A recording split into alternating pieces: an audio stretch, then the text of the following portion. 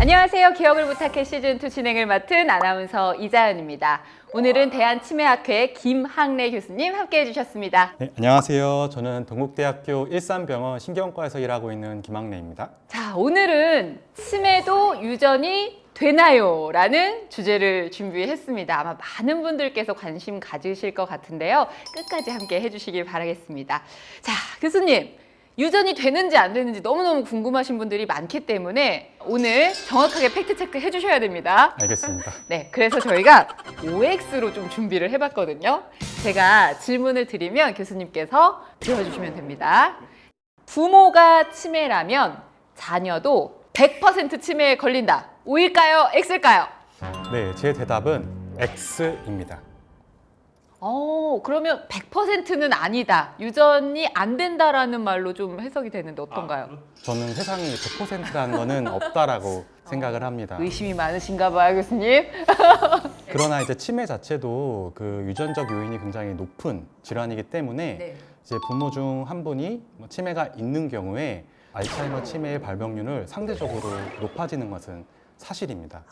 그 최근에 분당서울대학교 그 네. 김기영 교수님 연구팀에서 네. 8개 국가에서 노인 17,000명을 대상으로 치매 진단 및 가족력을 조사하였습니다.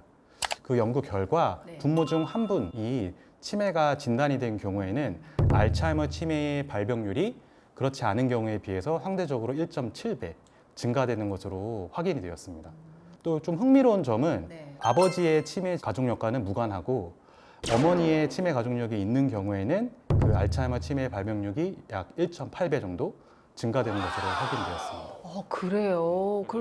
물론 이제 매우 드물긴 하지만 네. 어떤 유전 변이가 있는 경우 100% 가깝게 알츠하이머 치매가 생기는 경우도 있기는 합니다. 네.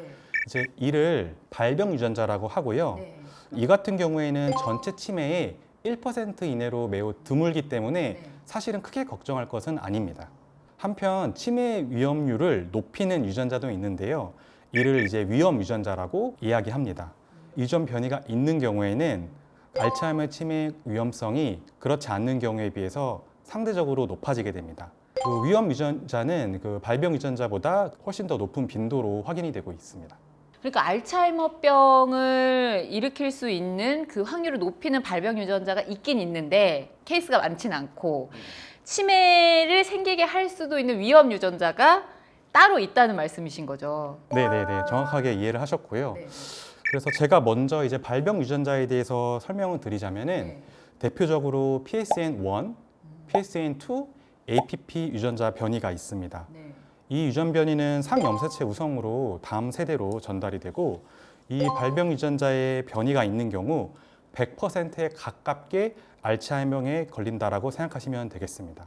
또 이 경우는 일반적인 알츠하이머 치매보다는 발병 연령이 더 젊고요. 진행 속도도 더 빠르다라고 알려져 있습니다. 네. 근데 여기서 이제 중요한 거는 네. 제가 100%에 가깝다라고 얘기했지 100%는 아니라고 말씀드렸잖아요. 네. 그 이유는 최근에 이런 유전 변이가 있는 사람에서도 치매로 진행이 되지 않는 사람들이 보고가 되고 있기 때문입니다. 앞서 말씀드린 것처럼 이러한 발병 유전자의 빈도는 전체 케이스의 1% 이내로 사실은 매우 드물기 때문에 일반인들이 크게 걱정할 내용은 아니라고 저는 생각을 합니다. 그렇다면 뭐 반드시 치매를 일으키는 것은 아니지만 위험을 높이는 유전자에 대해서도 좀 말씀을 해주시면 좋을 것 같아요. 네. 사실은 발병 유전자보다 위험 유전자가 더 흔하기 때문에 네. 일반인에게는 사실은 더 중요하게 생각해야 될 부분인 것 같습니다. 이제 위험 유전자는 사실은 종류가 매우 다양하고 아직 밝혀지지 않은 변이들도 많이 있습니다. 네. 그 중에서 사실 가장 중요한 유전자 변이는 아포이2 유전자 변이입니다. 이 유전자는 어떤 역할을 하냐면은 네. 지질, 즉 그 콜레스테롤의 운반과 대사를 담당하는 유전자라고 생각하시면 되겠습니다. 이 유전 변이는 치매 위험 유전자에서 가장 흔하고 알츠하이머 치매의 위험성을 높인다라고 알려져 있습니다. 그래서 보통 E2, E3, E4 세 가지 형태로 구성이 되어 있고요. 가장 정상적인 형태인 E3를 갖고 있습니다. 그래서 부모로부터 이렇게 하나씩 받아서 이제 한 쌍을 이루게 되는데요. 그렇게 되면은 총 6개의 조합이 가능하게 됩니다. 근데 이제 문제가 되는 거는 E4인데요. 그래서 E4가 하나가 있는 경우에는 알츠하이머 치매의 발병률이 그렇지 않은 거에 비해서 상대적으로 3배 이상 증가되고 E4가 2개 있는 사람에서는 약 15배 정도 치매의 위험률이 올라간다라고 알려져 있습니다. 엄청 높아지네요. 흥미롭게도 근데 일반인에서도 굉장히 흔하게 나타나는 유전 변인데요. E4가 한 개 있는 사람이 전 세계로 봤을 때는 5명 중 1명, 한국인 같은 경우에는 10명 중 1명 가지고 있다라고 생각되고 있습니다. 생각보다 많네요. 그러면은 이 이야기 들으시면서 혹시 나한테 이 이포 유전자가 있는 건 아닐런지 걱정하시는 분들 많으실 것 같거든요. 저도 지금 갑자기 막 어떡하지? 걱정되는데 이 유전자가 있는지 없는지 미리 검사를 통해서 알 수 있다 없다. 당연히 아닙니다. 있어요? 네네네. 그래서 뭐 아포이 유전자 네. 그 검사는 혈액을 통해서 간단하게 확인해 볼 수 있습니다. 근데 여기서 고려해야 될 게 일반인에서 10명 중 1명 정도로 흔하게 나타나는 변이고 인지 기능이 정상인 사람에서 임상적 의미는 불명확하다고 생각하기 때문에 이상이 있는 경우에 검사를 하는 것을 추천드립니다. 자, 이어서 여러분과 함께 할 코너입니다. 저희 기억을 부탁해 시즌2의 시그니처 코너죠. 기억 연구소입니다. 박수! 교수님들의 훌륭한 논문들을 좀 다뤄보는 그런 코너를 진행을 하고 있습니다. 아니, 우리 김학래 교수님께서 굉장히 저명한 학술지에 논문이 게재가 됐다면서요. 그런가요? 자랑 좀 해주세요. 어떤 주제의 논문이었나요? 한국인의 유전 변이 기반 알츠하이머 조기 예측 모델이라는 연구를 말씀하시는 것 같은데요.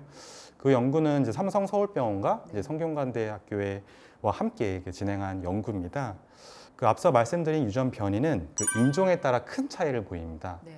그렇기 때문에 본 연구에서 저희는 한국인에 특화된 그 유전자를 이용을 해서 알츠하이머 치매를 조기 예측하는 모델을 개발하였습니다.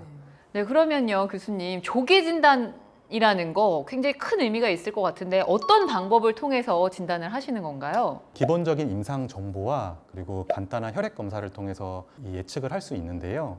기존과 다르게 모든 유전자의 위험 수치를 저희가 계산을 해서 그걸 이용해서 하나의 점수를 만들었습니다. 그래서 그 점수를 통해서 이 환자가 알츠하이머 치매에 빠질지 아닐지를 예측을 할 수 있게 되었습니다.